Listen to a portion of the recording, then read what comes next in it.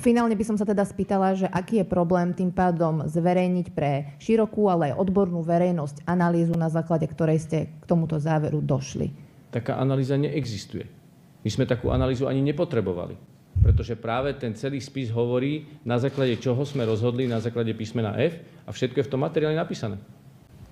Doplním, ako sme prišli k tomuto riešeniu, na základe, áno, odbornej diskusie aj na ministerstve, ktorá má aj písomnú podobu.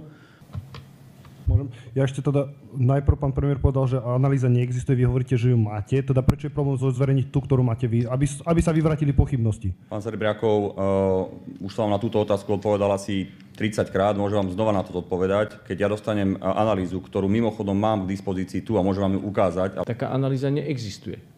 Tá analýza bola spravená pre mňa ako pre ministra obrany, ja som to povedal niekoľkokrát, nebudem hovoriť, že nie je. Nič také neexistuje. Ale zároveň vám hovorím, že nevidím absolútne žiaden dôvod, aby sa zverejňovala takáto analýza. Nejaká analýza, ktorú vy chcete od nás a my vám ju nechceme ukázať, neexistuje. To nie je o tom, že teraz my máme nejaký dokument utajovaný alebo niečo podobné. Nič také neexistuje.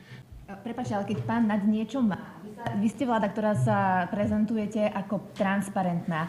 My máme predsa bežne skúsenosť, že poskytujete právne analýzy, napríklad pri povinnom očkovaní právna analýza existovala, bola poskytnutá a podobne. Máme tu skúsenosť opakovanú, je to podľa mňa celkom fair spôsob vládnutia, že nerozumieme potom, prečo teraz takéto caviky. Možno tá otázka smeruje k tomu, že keby sme videli tú analýzu, bola súčasťou toho materiálu, tak 20 minút z tejto tlačovky si ušetríme. Stačilo to zverejniť preto?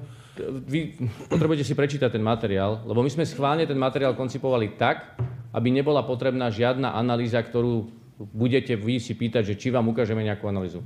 A nielen vy, celá verejnosť. Však tak bol ten materiál koncipovaný. Tá analýza bola spravená pre mňa ako pre ministra obrany, ja som to povedal niekoľkokrát, nebudem hovoriť, že nie je.